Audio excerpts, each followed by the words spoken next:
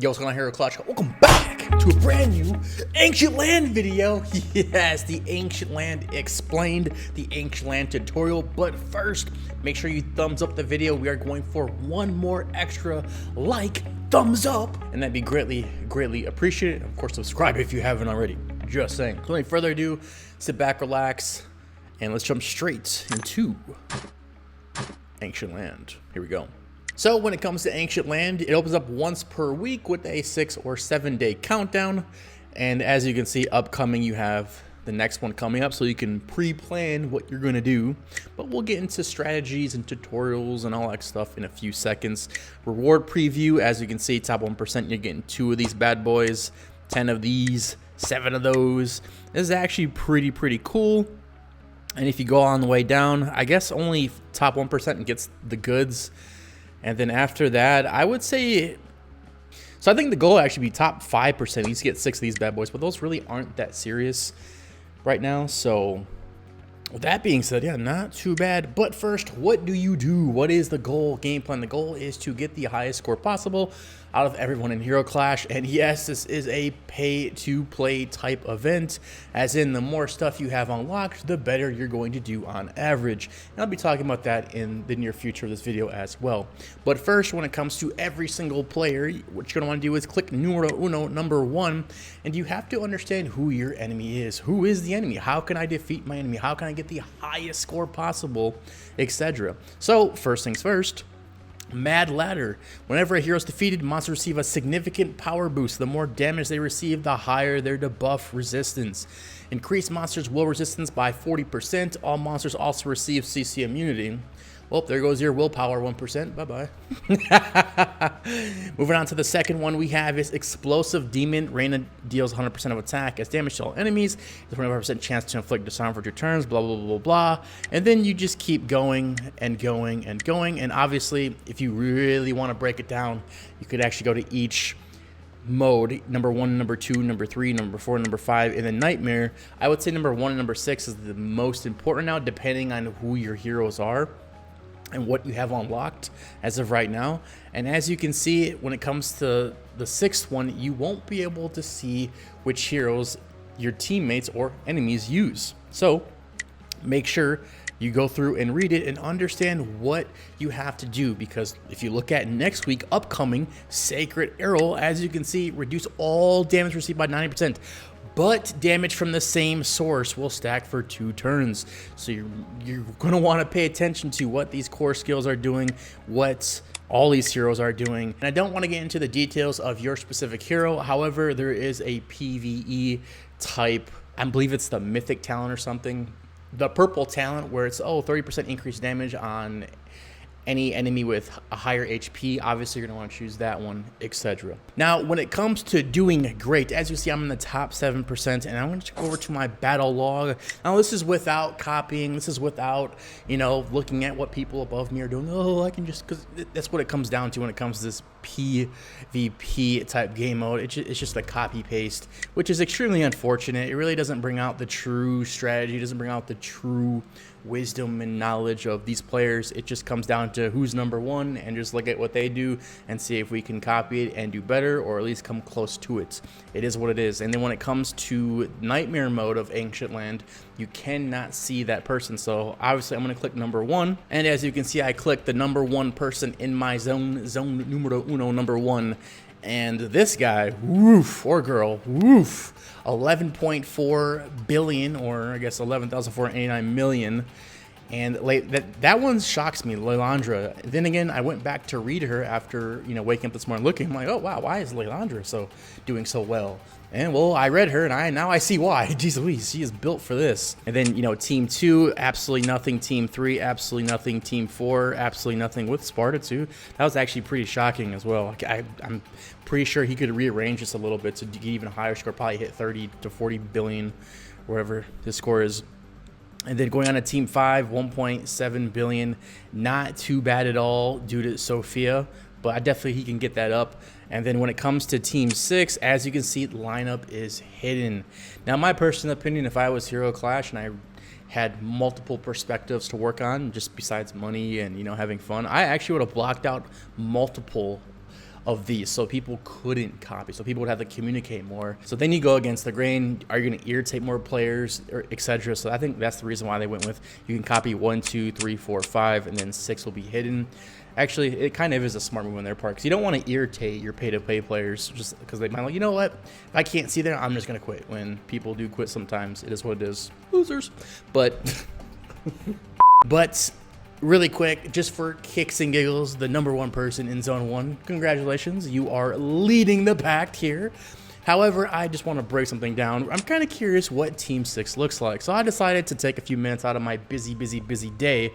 And, well, process of elimination, I took this awesome, beautiful, majestic-looking tier list from the mod team, and I decided to do 5 rounds. So we're just going to trace it real quick. Here's round 1 after those 6 heroes are eliminated with the blue dragon. Moving on to round 2, as you can see, boom, shakalaka. Round 3, boom, shakalaka. Round 4, boom, shakalaka. Round 5, boom, shakalaka. And then, of course, the last one, which we can't see, which is Cool Beans. I blacked out all of them to see who is left. Obviously, they're not going to choose CC, so that means you have a great chance between either Porcelina, the Void Ice, or whatever her name is, the Void Moth. You have, I'm pretty sure Reincarnation's the #1 hero in this hidden team, along with Selena. That's 4 right there. And then I know I was running a few tests when it came to this Nightmare mode, and I was able to get Sophia to last to the end. Just saying. So yeah, I'm not saying that's the correct way. However, you can get heroes to last to the end with the correct setup, right? And obviously that leaves out 2 to 3 more heroes, unless I'm wrong or something. You know, probably Avelia or something. You can go with Andal because he provides HP. You know, Renika gets that, you know, faction bonus. You know, there's only a few heroes you really could choose from, you know, see in order to figure out what this guy's strategy was when it came to round 6. Now, if you do some math, if he has 27 billion, we're going to call it 27 billion. 27 billion points. Well, you have 11.4 billion, and then round 2, you have that, and that's. So that's just rounded up to 2 billion. So that's what, 13 billion, 14 billion, and then this one will put you about 15.7 billion approximately. So that means he's getting about 11 to 12 billion points on Nightmare mode. So obviously he has a really good strategy when it comes to, well, whatever he's doing. So kudos to that person, whoever you are. Cake-a-doodles, right? As of right now, I'm in 9th place. That's Cool Beans. However, the main strategy when it comes to this is just looking at the people who are doing better than you and just watching the videos and figuring out, you know, what they have equipped, etc. That really is the strategy. That's one reason why I don't like hunting battle, and it's another reason why I do not like this game mode. Yeah, like, it's cool. It's if you like coffee and I like tea, it's just not my cup of coffee. You know, I like tea over coffee. There's nothing wrong with it. It's just I don't like it, and I would say Ancient Land falls in that category of hunting battle. I just don't like it. I'm not a fan of when you can just look at the top person, copy them, move your stuff around, oh, boom, and then top it off. You have to move all your runes around and your artifacts and armor and talents just for the next game mode to start in 2 days, either Summit Clash or Crucible or something, just to move everything back over. I think it's way too much moving around, and personally, I just don't have time for that. So another reason why I'm more of a PvP player than PvE. However, to each their own. I think the game mode is absolutely phenomenal. Not better than Skyline Realm. I think Skyline Realm takes the cake for the best PvE game mode in Hero Clash history. It's not about what you buy. It's not about what you obtain. It's all about this. And that's what really matters. From a creation point of view, I think it's fun, and I do think it will be interesting to see what they do in the upcoming future when it comes to different types of strategies. Are they going to eliminate certain factions? Oh, yeah. When it comes to this, make sure you take advantage of faction bonus as well. If you don't know what that is, if you just go over to your good old friends list, and we'll click good old Larry really quick. As you see, this is your faction bonus. You definitely want to take advantage of this. This will definitely help, especially if you're a free-to-play player trying just to get up there to get some of these stones. It's just that simple. So from a free-to-play perspective, I think the best strategy is to focus on your main heroes and see what faction they're in and align them with the faction they'd go against to get that faction bonus. And then you're probably, depending on how far you're in the game, you're probably gonna be able to, you know, do great with 1 to 2 teams. And then I would say team 3, 4, and 5, just throw some stuff in there. Then Team 6, which is the Nightmare mode, you might want to try to test out if you can get a higher score with Nightmare mode instead of that faction bonus. And like I said, we're still in the beginning, day 1, day 2, so better strategies will come out for pay to play and free to play. But as of right now, from what I've seen, I think it's best for free to play players just to focus on 1 to 2 teams, trying to get the highest score with those 2 teams, including Nightmare mode. Don't worry about all 6 teams, because it's just not gonna happen. And to end this video off, let's go on to good old Arcana, Ancient Arcana, baby, let's go. I totally forgot about these. So the blue one ended up being a normal forge, and then this one is a purple one, special forge. Let's go. And we get Void Bracelet. Well, hello there. For every 5 wins in Legendary Duel, attack plus 56, max 560. So if we get 10 wins, it's maxed out. Interesting. Cool. And look, actually, let's take a look at it really quick. Let's see. Codex, and then purple. So if we upgrade it, what does that do? Let's just upgrade it once. Let's see. So it just increases the attack. So it's pretty much like the Light Haul. It's just a Light Haul 2.0. Yeah, that's all it is. Ooh, cool. And then going back to the forging, let's go, baby.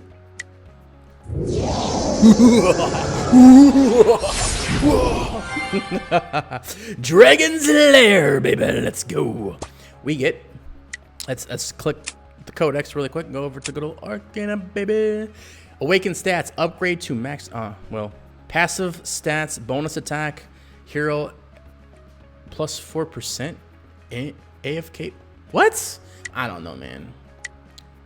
Okay, we can keep doing this. Okay. Bonus AFK hero, EXP 4%, experience 4%. That sounds garbage. It is what it is. But with that being said, hopefully y'all enjoyed the video, and let me know in the comments below what you think, and I will see y'all in the next one. Greatness manifest.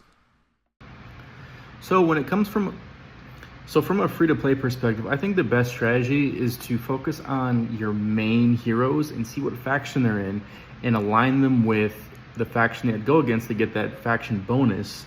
And then you're probably, depending on how far you're in the game, you're probably gonna be able to, do great with 1 to 2 teams. And then I would say team 3, 4, and 5, just throw some stuff in there. Then team 6, which is the Nightmare mode, you might want to try to test out if you can get a higher score with Nightmare mode instead of that faction bonus.